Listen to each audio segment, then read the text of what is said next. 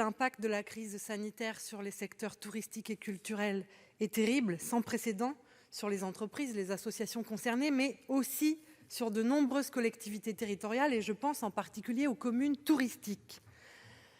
Le comité interministériel n'a pas véritablement apporté de réponse précise aux pertes de recettes qui sont liées notamment aux pertes d'exploitation. Je pense par exemple de camping sur les communes du littoral normand, ça ne surprendra personne que j'évoque ceci, mais aussi par exemple sur des stations de ski qui sont encore quelquefois exploitées en régie publique et qui ne peuvent pas bénéficier de prêts garantis par l'État, à la différence de stations privées. C'est aussi à prendre en compte.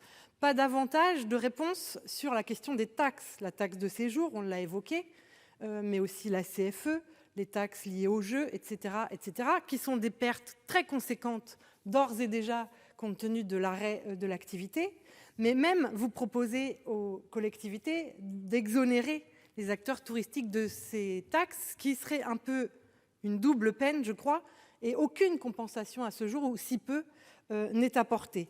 Pourtant, et ça a été souligné de manière très juste par la commission des finances du Sénat, les communes touristiques sont aujourd'hui les plus fragilisées de toutes nos collectivités.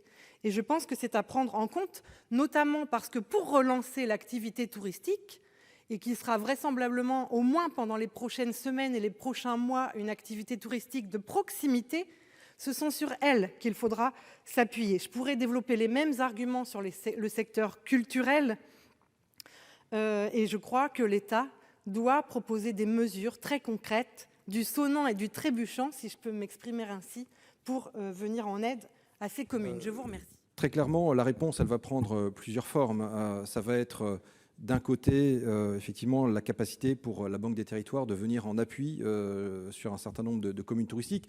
J'ai en tête, par exemple, un cas qui m'a été signalé, celui de la commune de la Reims, qui exploite effectivement en montagne, par exemple, un petit train qui génère des recettes, qui permet d'amorcer la saison de montagne, etc. Et donc, on voit bien qu'aujourd'hui, il y a le besoin d'être aux côtés de ces collectivités, et le 1,3 milliard d'euros mis sur la table par la Caisse des dépôts, la Banque des Territoires, sera une aide précieuse.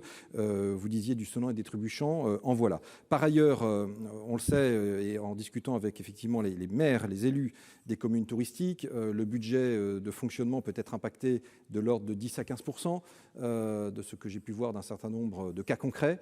Et là aussi, une mission est en train de travailler, et nous attendons de premières réponses pour la fin du mois de mai.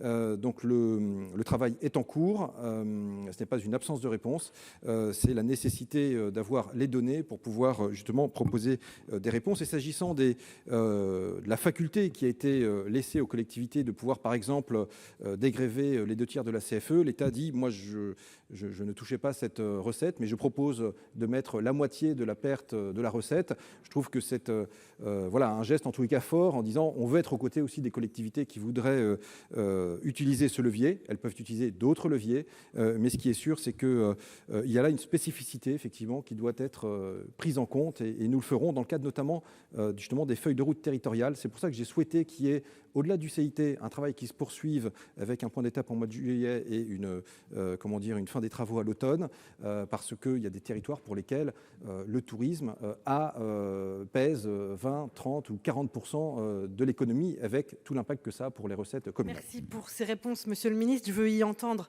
que des choses vont être proposées dans les prochaines semaines. Je voudrais insister vraiment sur le caractère urgent et important, parce qu'effectivement, vous avez donné des chiffres sur ce que ça peut représenter financièrement, et puis parce que déjà, les mécanismes de la DGF ou de péréquation ne sont pas toujours très favorables aux communes touristiques qui ont des équipements qui sont forcément dimensionnés à l'échelle des gens qu'elles accueillent.